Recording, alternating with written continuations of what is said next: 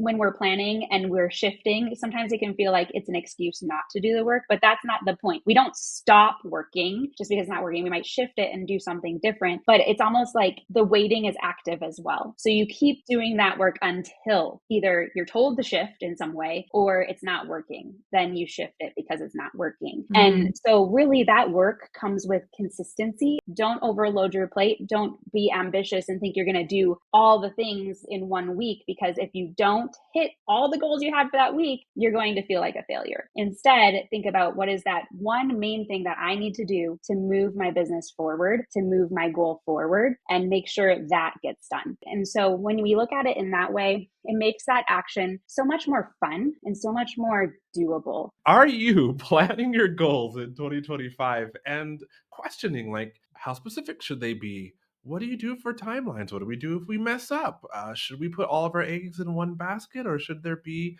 a really solid plan B? If you're curious, we have our guest, Gabe Cox, right back here. She was with us on the previous episode, and it was a lovely one. But if this is your first time hearing, do you want to introduce Gabe, Jamie? Yes.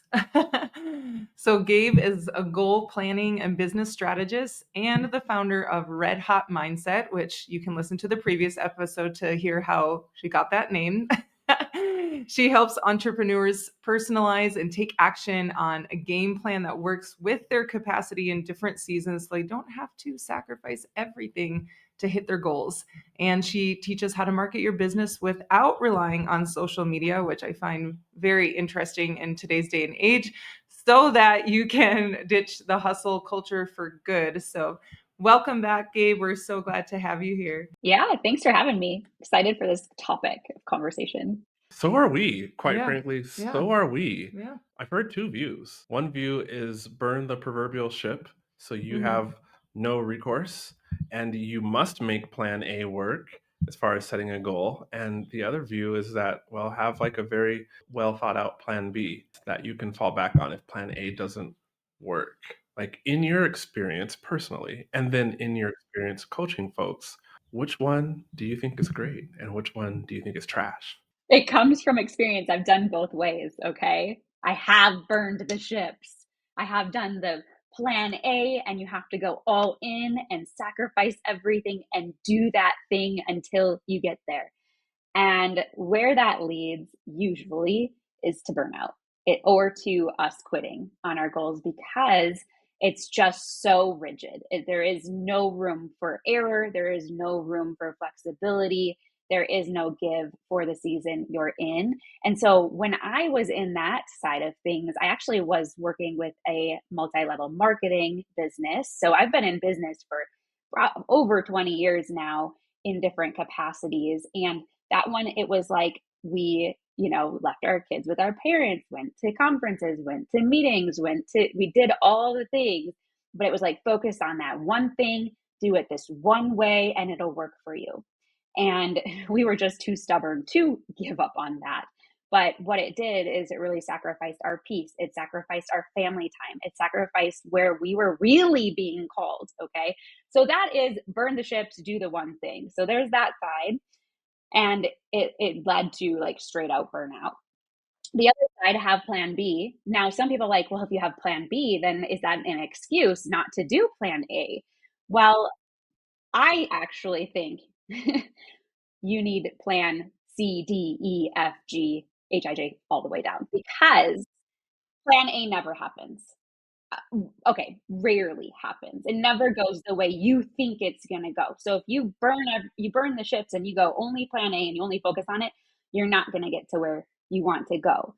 Plan B, great, have another way to get there, right? But it doesn't always happen that way either. So there I would say I lean more toward the plan B, but I actually lean toward the third option, which is create the plan and have flexibility, knowing it may not be plan A, B, or C. But knowing that you're willing to rework the plan until you hit the goal, if you're still being called to that goal. Rework the plan until you hit the goal. This makes me think of, it's not my own analogy.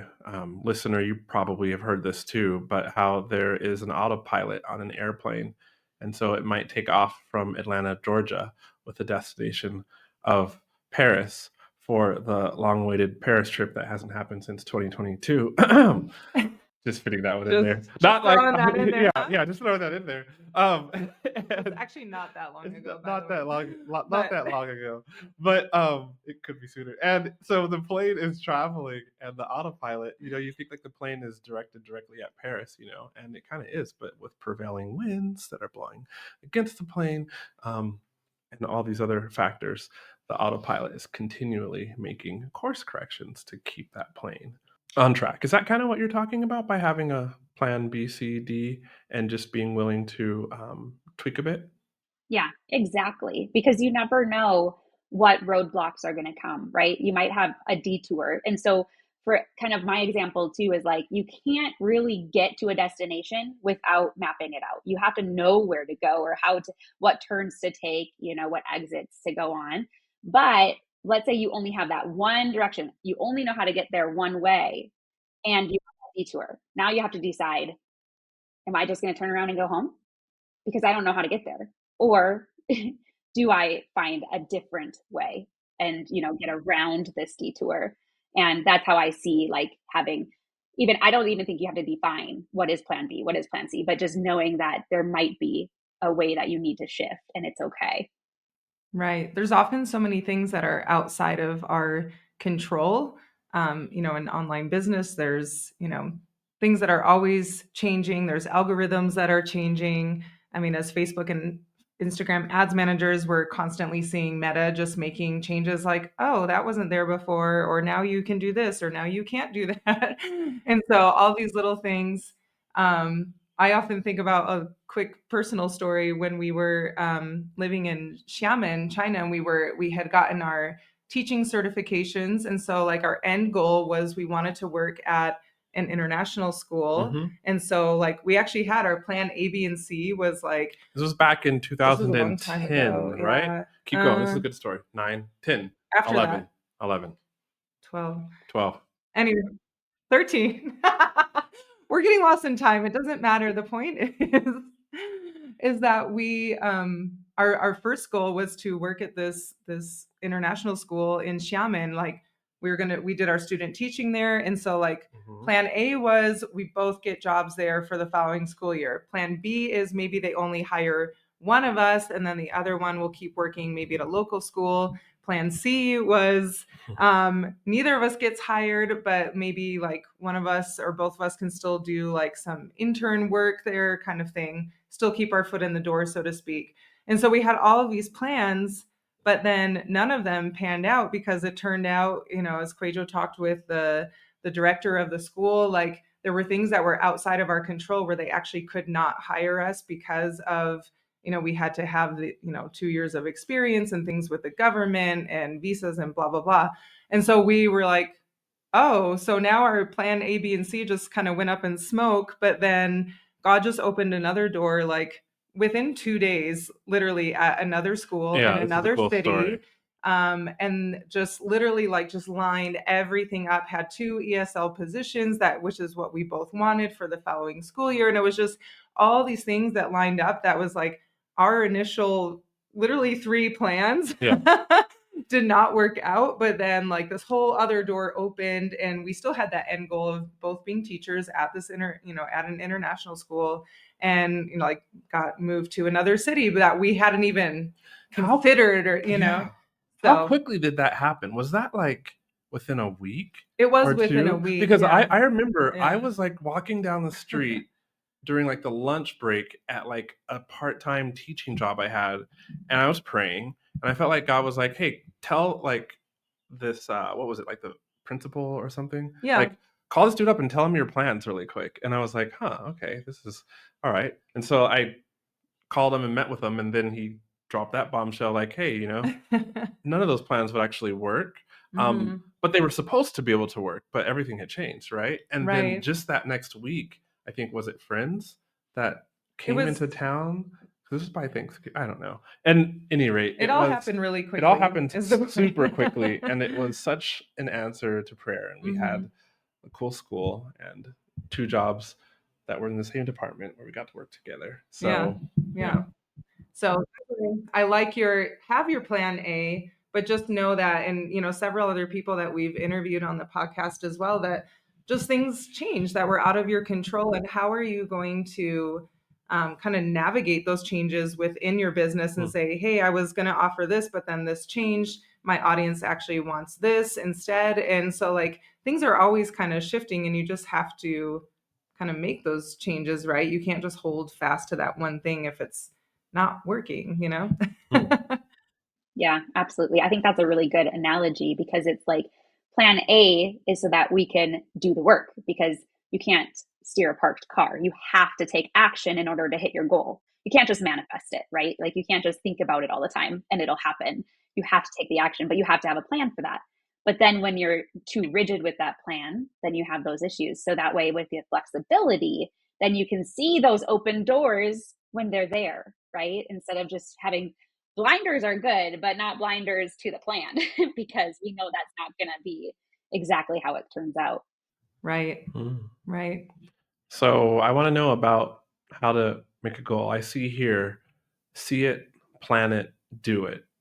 And as far as choosing a goal and getting the goal done, Gabe, I would love for you to talk about those right after I ask our listener for a favor. Dear listener, here's that favor. Can you comment below? Do you like to hear more about our personal lives? Yeah, I know. I'm really curious though, because on a podcast, I feel like the episodes can be very transactional. There's a title, you click, and we only talk about that. And after 50 episodes of getting valuable content, you know nothing about us. And I am genuinely wondering how to fit in more of the personal side. Because, like in real life, if we were going to hang out with somebody or do business with them, we would hang out and like we would go get coffee. And so I'm quite curious. And so I am looking specifically at the comments on this episode. And if you got any ideas, or if you remember anything that we shared about us that resonated with you, or you're just like, yeah, we would like to know a lot more about like your personal life slipped into various episodes, like now would be the time to tell us. It would mean a lot to Jamie and I. Yeah, I'd be curious to know. Yeah, super curious to know. All right, Gabe, tell us about goals. See it, plan it, do it. Break it down for us. I love it. Well, I'll tell you, I do love hearing about like personal life things and transitions and updates in episodes. So just so you know, there's my little take on it. You like it. Good. All right, Gabe likes it. That's good. That's great. But yeah, see it, plan it, do it. That is my simple 3 pillars to crush your goals in a stress less, no hustle way. And like I said in last episode, I love all things simple. I'm like, one of the questions that I ask in everything that I do is, how can I blank simply? So how can I, run this launch simply? How can I build out this conference simply? How can I do my goals simply? How can I get this one X thing simply? Because I know I have a full plate. I know you all have a full plate. And so it's like adding this thing on to what you're already doing might seem near impossible, because we're stuck in the finish line. We're stuck there, right? So I'm a marathon runner. I'm all about running analogies. So you're probably going to hear a few of them. That's what my books are labeled. They're not even for runners, but that's the titles. But essentially, like if you're looking at the finish line, if you're looking at the summit and that's all you see, then it feels so daunting and it feels so impossible. And the anxiety rushes, like, how am I going to get this to go, right? So the 3 pillars, see it, plan it, do it. See it is really about taking that big vision. I love dreaming. I love thinking about what, if I could do anything, if nothing were impossible to me, what would I want to do? Like, that's where I would start and get that big vision. Think about what is that big goal that you have. But we don't end there, because if you make a plan for that big goal, then you don't really have these stepping stones to think about. You can't see the results that you probably have a lot of results along the way, but you don't think you do. You're like, I'm no further in the process. I don't know if any of you have been like, I feel like I've done so much today, but I've done nothing, right?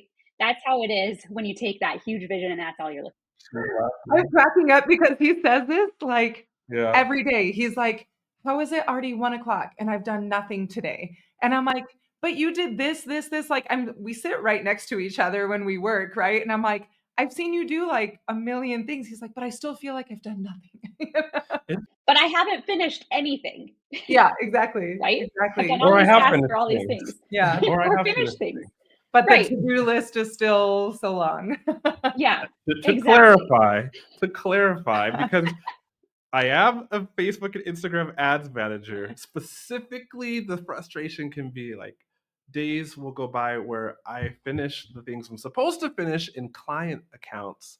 So I'm working in the business, but then I'm not necessarily having the time I need to work on the business to advance the business towards business goals rather than just keeping operations going well. I feel like I Right. need to give that Okay. clarification. Yes, thank you for Let somebody be like, clarifying. what is going on What behind does the he do scenes? all day? Honestly, I think that a lot of them are probably like, oh, you're totally in my head. I totally did the same thing. I actually did accomplish 10 things, but I felt like I did nothing, right? Like that's just how we are. Our brain, especially if you're an achiever, like you find a project and you're like, I got to do that today or yesterday, you know? And so we just don't feel like we're getting anywhere, even though we are. And that's like looking at that big vision. So once you have that big vision and you know it, writing it down is really important. I do say, post a picture, write it down. Now, I am not one who's going to say, I don't teach manifestation. Okay. I don't teach that you can just look at it and think about it all the time and then you'll magically get it. Okay. That is not where I teach. I teach that you write it down and make it plain. And so that you can see it, because the more you see it, the more apt you're going to be to do something about it, because action is what matters. Right. So that's the see it, get that vision, see that big thing, but then we're going to plan it. And how we're going to plan it is we're going to reverse engineer that big goal, because we want to create multiple goals out of it. We're going to create what I like to call stepping stone goals. And these goals, now your goal could be monetary. It could be, I want to earn $100,000 in the next year or two. Okay. That could be a goal. But when you break it down, it can't be about the monetary. It can't be like, I'm going to have 10 new clients. Okay. Because you have no control over that. Like we were talking about before, you don't always have control over how things go, but you can control how much action you put toward it. So those stepping stone goals, I like to think about as like projects. So here's something I have to do in order to get to that next goal. So for example, we'll take it into a marathon. I want to run a marathon. I want to finish. I've never run one before. Break it down. I have to run a half marathon. Okay. So if I can't hit a half marathon, I'm not going to hit a marathon. So in order to ever hit a half marathon, I have to hit a 6K or a 10K. So 6 miles, right? And in order to do that, I need to do a 5K. I got to run 3 miles, and I actually have to run my first mile if I've never run a mile. Okay. So those would be like the stepping stone goals. In business, it might look like my goal is to hit 100,000 in revenue. But in order to do that, you kind of have to think about how much money or how many clients maybe you need in order to hit that, right? So then it might be, okay, I do need to hit 10 clients a month. Okay. But that wouldn't be your goal. Your goal would be, okay, how many people do you need to talk to in order to usually like average hit that next client or get that next 10 clients? It might be 100 people. Okay. So that would be where I would look at, okay, I know I need to talk to 100 people in order to find 10 new clients. So that is my goal. My goal is to talk to 100 people this month, right? So kind of thinking that way when it comes to the numbers, because I think sometimes we get stuck on the numbers. I like to get stuck on what can I do? And then it's like I do the work and I leave the results to God, right? And so, but anyway, but we break it down into some smaller projects. And the reason I like to do that is because one, it's easier to shift if you see that you need to. But also, once you hit that one goal, because it's smaller, it's more doable. You want to do that within like 30 to 90 days. You don't want a goal that's like the stepping stone goals. You don't want them to be longer than 90 days. Do a 90-day run, 30-day run, because otherwise we get weary and we're like, it's not happening. It's probably just too big of a goal. We want it to be doable and realistic for these smaller ones. And then where was I going with that? I was going to say something about, yeah, because once you hit that goal, you see the result. It's like, I just had a win. And then we celebrate that win. And then we can go, okay, what's that next project? What's that next stepping stone? And so we're not really looking at that big vision anymore. We're just looking at the next right step. Right. And it's funny because as we do that, and we look and we're like, wow, we're way further than we thought we were. Wow, I do see that. We start thinking and believing that that bigger vision can come true, because the hard part is most people look at that big vision but they don't quite believe it yet. So we need to set goals that we actually believe. And so once we believe that one, we can believe a little bit more, and then we can believe a little bit more, and we just build that confidence, and we build that actually even stamina, like the intention of our actions, and we build the actions and consistency and the habits that we need in order to see the thing through. So that's really the planet part of it. So like breaking it down, and I would even break down those smaller stepping stone goals to, okay, so what's my weekly tasks for that? Like, what does that look like? Okay, what's my daily habits? What does that look like? If I can only do one thing toward my goal this week, what's the most important thing, right? And then planning doesn't stop there. I always say, have a weekly plan with yourself when it comes to your business goals or even just your life goals, right? Like I had a weekly planning with myself with my marathon training. How did it go last week? Did I get the training in? Did I do enough hill work? Did I do the speed work? Am I on track? Did I miss anything? What obstacles came? What distractions came? Can I fix that for next week, right? And so it's really important for us to check in. And the check-in is the way that we go, okay, we're going on the right track. We're staying the course. We're staying on plan A for now. Nope, we need to shift a little bit. We're going to plan A minus, right? Or we're going to plan B, right? So that is the planning stage. And Can I planning doesn't interject end. something really quick? Yeah. I love that this is so practical, and doing, like you said, doing those check-ins, and actually evaluating where you're at, right? And not on the one hand, not beating yourself up like, oh man, I didn't do this week, but just what do I need to do to stay on track? Because we can be so led by our feelings. Well, I feel like I've reached out to so many people, and like another business coach that we've worked with I love that she's so practical, and like having the spreadsheet and everything, and like, reaching out if you just reach out, it's a numbers game most of the time, right? If you just reach out to 5 people a day, that's 25 people a week, that's 100 people a month, like you were saying, and it's just a numbers game. And then who is supposed to come into your business will come in, but you are taking those actionable steps to put in the work and to get towards your goals of, X and number of new clients each month or something. But she often has people in the group. They're like, well, I'm just not getting any new clients. And I feel like I've been reaching out to all these people. And she's like, what do your numbers say? What does the spreadsheet say? Right. Who exactly have you reached out to? How many, and just keep at it. And so I love the practicality of that. Yeah. Well, the evaluating is so important because then you can look at it and go, I actually did reach out to 100 people and I didn't get a new client. Okay, well, let's look at it. Were they the right people? What was the messaging like? What do we need to tweak to try it again? Right. Or she might say, like, oh, I did get another few clients. Holy cow, I did work. Okay, I just need to keep doing it. But when you broke it down like that, Jamie, where it was like, I just have to talk to 5 people a day, that sounds so much more realistic than I have to talk to 100 people, right? Like, how am I going to break that down? Well, 5 people a day, you can do that in a half hour, right? And so, like, that's where I think about it. What's doable and realistic for your season? Exactly. Realistic. Realistic. I need to learn how to be realistic with my goals. Before we talk a little bit about like the do it, I guess we already started talking about the do it, right? But you have a master class, and on that page it says if you are more than ready to finally take that desire inside your heart from conception to the finish line, this is for you. You want to share a bit more about that for the listener? And the link is in the description below.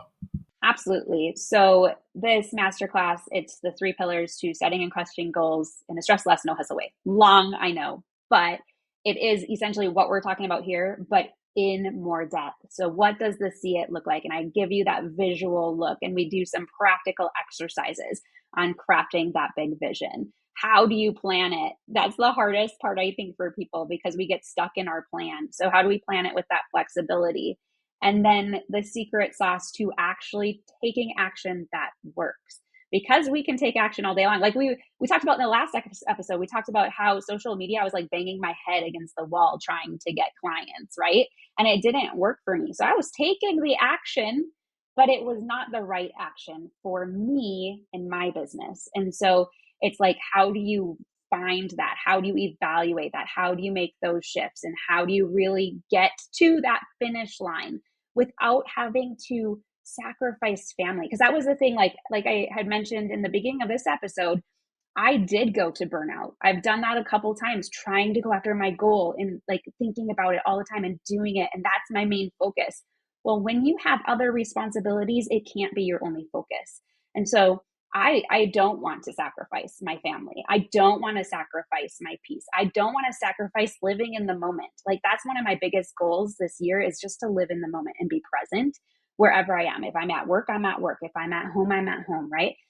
And so that's what this workshop is going to do, is going to help break that down and give you like a realistic strategy to start working toward that next big goal that you have. Wow.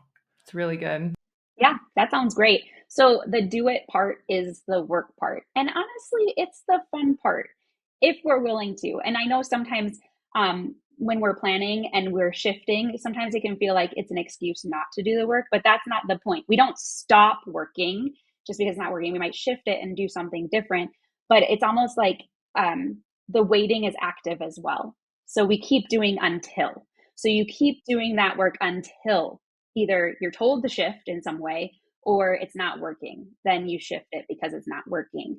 And so really that work comes with consistency. It comes with, let's think about that one or two, maybe three things to do this week. Don't overload your plate. Don't be ambitious and think you're going to do all the things in 1 week, because if you don't hit all the goals you had for that week, you're going to feel like a failure.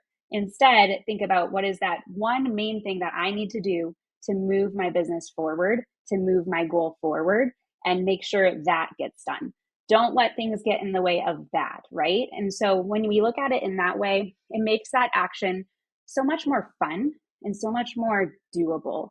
And really doing the action, I like to talk about creating habits, but at the same time, habits can become just that. They can just become mundane pieces of our day when we have no intention behind it.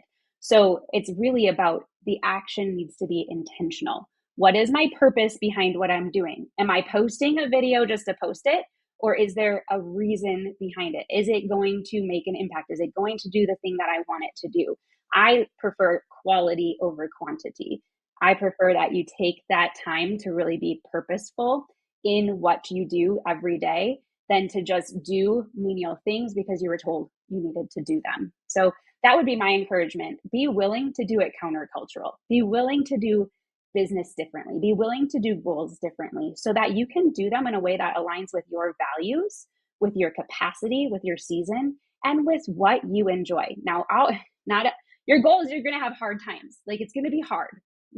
That's why it's a goal, right? If it were easy, we'd just have it all, right? Like you can do hard things and there will be obstacles to overcome. Are you willing to overcome them? But it also needs to be something, if we don't enjoy it, if we don't enjoy that journey, if we don't enjoy the little things, then we won't stick with it. And so it needs to be in alignment with what you really want it to look like too. So that would be my encouragement. Do it differently. It's okay to do that. Embrace different.